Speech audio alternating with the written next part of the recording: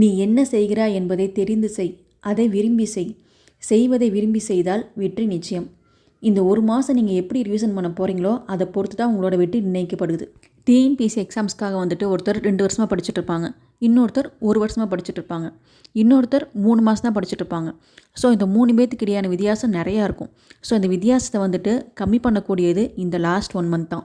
இந்த ஒரு மாதத்தில் வந்துட்டு சரியான முறையில் யார் ரிவிஷன் பண்ணி கொண்டு போகிறாங்களோ அவங்க வந்துட்டு போஸ்டிங் வாங்கிட்டு போய்கிட்டே இருப்பாங்க. நம்ம வந்து படிக்கிறவங்க வருஷக்கணக்காக படிச்சுக்கிட்டே இருப்போம்.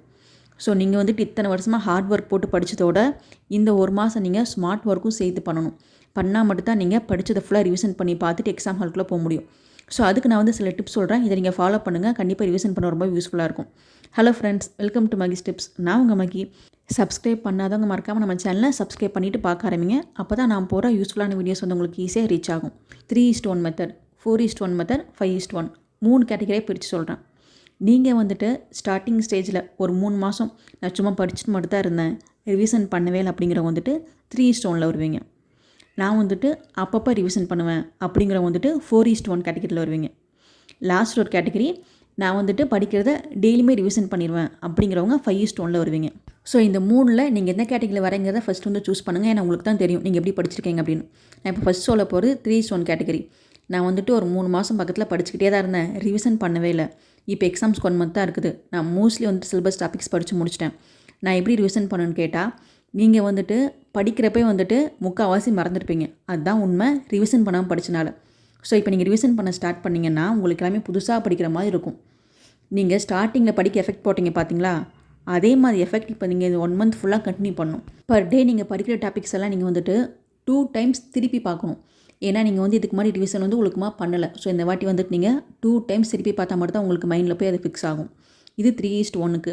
நெக்ஸ்ட் நம்ம பார்க்குறது 4:1 மெத்தடில் படித்தவங்களுக்கு. நான் வந்துட்டு அப்பப்போ ரிவிஷன் பண்ணியிருக்கிறேன், நானும் வந்துட்டு ஆல்மோஸ்ட் சிலபஸ் கம்ப்ளீட் பண்ணிட்டேன். ஸோ இப்போ ஃபுல் ரிவிஷன் எப்படி பண்ணணும் அப்படின்னு கேட்டால் இது உங்களுக்கானது. நீங்கள் வந்துட்டு ரிவிஷன் சுத்தமாக பண்ணாமல் இல்லை, அப்பப்போ பண்ணியிருக்கிறீங்க. ஸோ உங்களுக்கு வந்துட்டு ஃபஸ்ட் கேட்டகரி மேலே ரொம்ப கஷ்டமாக இருக்கா ரிவிஷன் பண்ணுறப்ப. அந்த 3:1க்கு வந்துட்டு ஃபுல்லாகவே மறந்து போயிருக்கும், உங்களுக்கு வந்துட்டு அங்கங்கே கொஞ்சம் கொஞ்சம் மறந்துருக்கும். நீங்கள் வந்து ஒன் டே வந்துட்டு ஒரு 6 ஹவர்ஸ் படிக்கிறீங்கன்னா 6 ஹவர்ஸ் ஃபுல்லாக படித்து ரிவிஷன் பண்ணிவிட்டு ஒரு 1 ஹவர் மட்டும் ஸ்பெண்ட் பண்ணுங்கள். அதை ரிவிஷன் பண்ணி பார்த்தீங்கன்னா 6 ஹவர்ஸு, அதை திருப்பி பாருங்கள். திருப்பி பார்த்து டெஸ்ட் போட்டு பாருங்கள். உங்களுக்கு வந்துட்டு ரொம்ப மறந்து போயிருக்க வாய்ப்பு இல்லை. ஸோ நீங்கள் வந்துட்டு ஈஸியாக வந்துட்டு படித்ததை ஞாபகப்படுத்திக்கலாம். இவங்க வந்துட்டு 3rd கேட்டகரி 5:1 ஸ்டார்டிங்லேருந்தே வந்துட்டு வீக்லி டெஸ்ட் போகிறது, மந்த்லி டெஸ்ட் போகிறது, ரிவிஷன் பண்ணுறது இதெல்லாம் வந்துட்டு சரியாக நமக்கு கொண்டு வந்திருப்பாங்க. ஸோ ஆல்மோஸ்ட் இவங்க சிலபஸ் ஃபுல்லாக முடிச்சுட்டு ஒரு 2 ரிவிஷன் முடிச்சிருப்பாங்க. இப்போ வந்துட்டு லாஸ்ட் 1 மந்த்துங்கனால ஃபைனல் ரிவிஷனில் இருப்பாங்க. ஸோ இவங்க வந்துட்டு இந்த மந்த் ஃபுல்லாக வந்துட்டு ஃபுல்லாக ஃப்ரீ டெஸ்ட் போட்டு பார்க்கலாம். ஏன்னா இவங்க வந்துட்டு ரிவிஷன் பண்ணிக்கிட்டே வந்திருக்காங்க படித்ததை. ஸோ இவங்களுக்கு படித்தது மறக்கிறதுக்கு வாய்ப்பு ரொம்ப ரொம்ப கம்மி.